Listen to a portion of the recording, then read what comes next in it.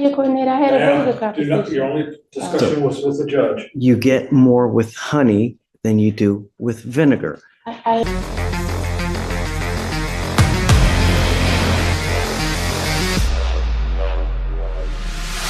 Issue is, but I think that, you know, you're calling it not being very nice to my staff. That was, me and her had a good conversation. I mean, the lady, she said she was even going to try to help me. She even wanted to told me come today. That's how I got that. What happens when a defendant shows up on the wrong court date, acts passive-aggressive with the judge, and demands immediate help? You're about to witness one of the most powerful courtroom lessons ever delivered. Judge Fleischer doesn't hold her in contempt. Instead, he gives her life-changing advice that applies to everyone. You get more with honey than with vinegar. This isn't just about court. This is about how you navigate life. A woman who lost her $72,000 business, facing eviction, charged with terroristic threats, learns the hard way that attitude is everything. Watch how a frustrated defendant gets humbled and walks away with wisdom she'll never forget. Let's dive in. You weren't supposed to be here today. We gave you a date of December 16th. Yeah, but when I called and I explained to her that I won't be here, I won't have nowhere to stay while I'm here, and I told her, she said, bring my information, my documents that I had to prove that I had eviction and I was moving back home to my mom. So how can I be here on December 16th if I'm leaving on the 15th? You've got this case open, right? So you can't just move and leave without taking care of this first, you know? I know, but that was already arranged. That's why I called and did due diligence to say, hey, how do I go about this process? Okay, so you need a lawyer, right? We spoke about that last time. That's why I brought everything to show that I have an eviction. How can I pay for a lawyer? I don't even have the money for one. And if I remember last time you came here, you said you have your own business. You've got because I have business that 4 doesn't trucks. make money. Yeah, I did, but I'm here because the guy who I'm here for ruined that truck, totaled the truck, and I don't have it. I never got it back. That's why I'm here. My livelihood was ruined by the guy that I'm here for. You've been now charged with terroristic threat. That's fine. You've been filed on for this case. I just can't respectfully see how can I go about the process that a person, when I called, a rep told me to do this. So I came here to respectfully go about the process the right way so I don't miss court. Paper says if you can't make it to do your due diligence, so I'm doing my due diligence and I'm not getting the, I guess, response or help. I don't know.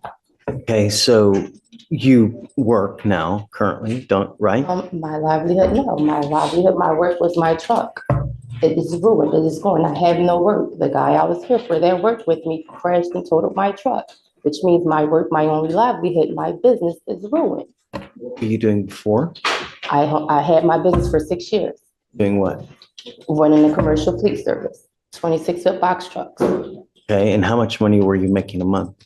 Monthly, after pay, I would say maybe $8,000. And that's including paying for the truck note, truck insurance, and rent. Okay, so how much money do you make now a month? I haven't made money since he trashed my truck, which was what, September 28th or something like that. So you tell me you've been out of work since September? I have been getting help now in November? I've been out. I don't have work. I had a business. How do you support yourself now? Family is helping me, which is why I say I'm going back home to my mother who's helping me. Okay, I worked very hard in my life. I'm not a dummy. I have degrees. I worked very hard in my life. I worked for American Red Cross. I also have a phlebotomist certificate. I also have a real estate license. I'm not dumb, stupid, or slow. You're not talking to no one who's sitting here in front of you claiming something. I've worked hard in my life with the American Red Cross for 12 years. Not dumb, stupid, or slow. I opened a business. I started a business, and the man ruined my business. And I'm here for free. Yes, I did.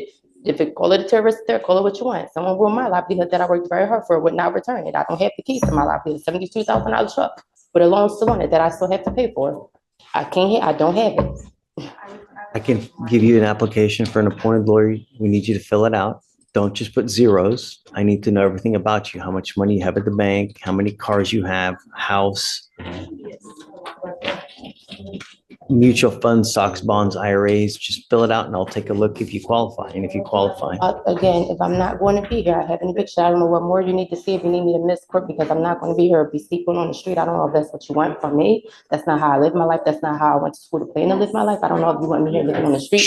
They get the court December 16th, but again, if I have an eviction that I brought to you from a community complex, a legal document, where do you want me to leave it to December 16th? you can't just take off. I did not say that. That's why I am here to ask you the correct procedure. That's why I am here.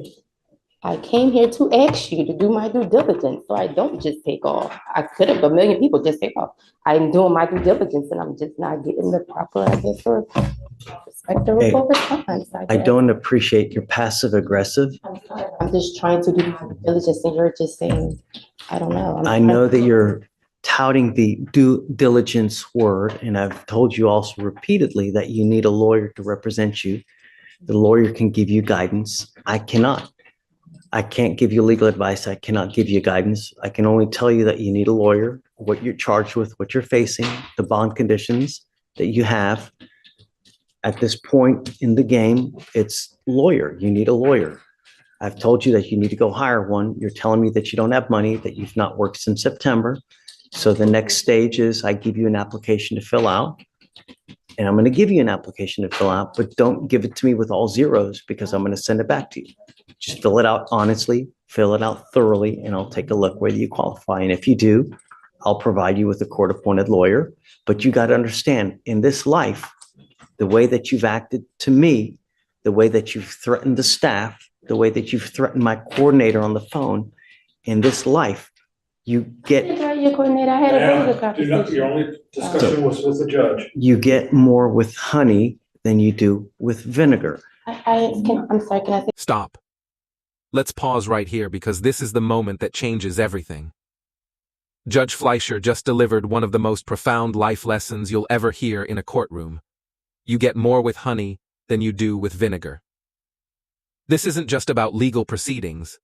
This is about life. Think about it. How many times have you gotten frustrated and lashed out, only to make things worse? This defendant is educated. She worked for the American Red Cross for 12 years, has a real estate license, ran a successful business making $8,000 a month. She's not dumb. But in this moment, her attitude is sabotaging her. She's using the phrase due diligence like a weapon, being passive-aggressive and not listening. And the judge? Instead of holding her in contempt and throwing her in jail, which he absolutely could do, he's trying to teach her. He's showing her that respect, patience, and kindness will get her much further than aggression and entitlement. This applies to dealing with customer service, your boss, your family, everyone. Watch how this wisdom sinks in. Something that me and the coordinator had very good conversation. So what coordinator did you spoke to that told you that? Because we had a good conversation and she just said no. I had a very good conversation with the coordinator who actually told me, no, come up here tomorrow. I said, I could come next. She said, no, come tomorrow. If I was you, gave me correct steps. So I don't know. It wasn't Latoya furlough. I don't appreciate that part because I've never had an incorrect conversation with anyone on the phone. And I called one time and got that information one time from a lady who thanked me, and I had a conversation outside of this with that person on the phone. So it was not a rude conversation at all, for not even a second. A big part of this life is also listening.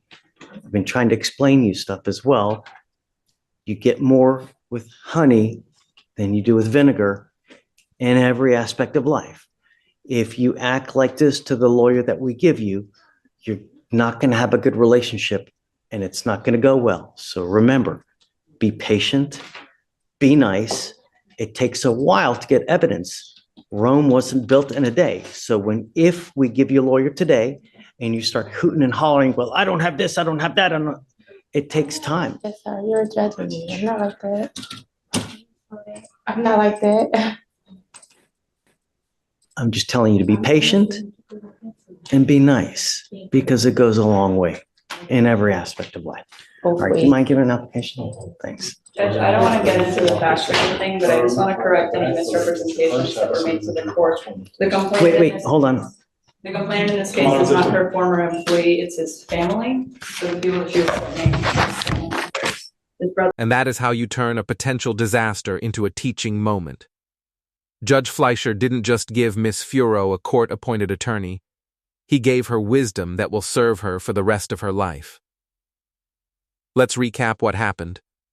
A defendant who lost her $72,000 business, facing eviction and criminal charges, came into court with the wrong attitude. She was demanding, passive-aggressive, and not listening.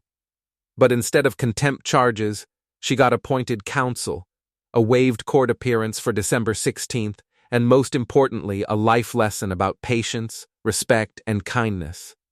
The prosecutor also clarified a crucial detail. The victims in this terroristic threat case aren't her former employee, but his family, his brother-in-law, sister, and their child. That changes the entire context. Judge Fleischer's final instruction? Exercise your right to remain silent. Knowing when to stop talking is just as important as what you say. The lesson here extends far beyond the courtroom. Whether you're dealing with a difficult situation at work, trying to resolve a conflict with family, or navigating customer service issues, remember, you get more with honey than with vinegar. Attitude is everything. What's your biggest takeaway from this case? Have you ever had a moment where changing your approach completely changed the outcome? Share your story in the comments below. If Judge Fleischer's wisdom resonated with you, smash that like button, share this video with someone who needs to hear this message, and don't forget to subscribe for more powerful courtroom lessons that apply to real life. Brother-in-law, sister, and their child. I just want to make that known to the court. It was not the employee that was the complainant in the terroristic threat. Okay. Do we have proper bond conditions in place now? They don't speak English. Yeah, they don't need that. Ma'am, Ms. Furlow, it's not your turn to say anything. Just please. You have the right to remain silent. Exercise that right.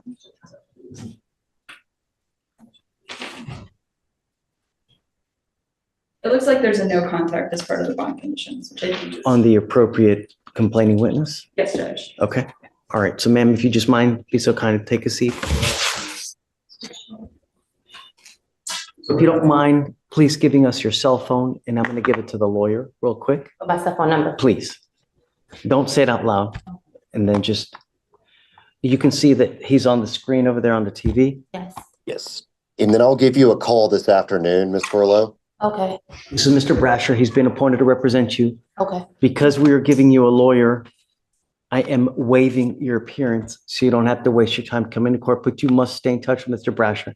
He will tell you when you have to come back to court. If he tells me he can't get a hold of you because you're playing games, I will issue a warrant. So just don't pick up any new cases. Be nice. Don't violate conditions. Stay in contact, and then everyone's happy. Yes. And All right, let me just send this to you real quick. Sure, sure. And do we have a new court date or what the next? It's 12/16. It's set for 12/16 now. I'm going to waive your appearance, so you don't have to be here on that day, but just stay in touch with Hugh, and then he'll tell you the next time you have to be in court. Okay?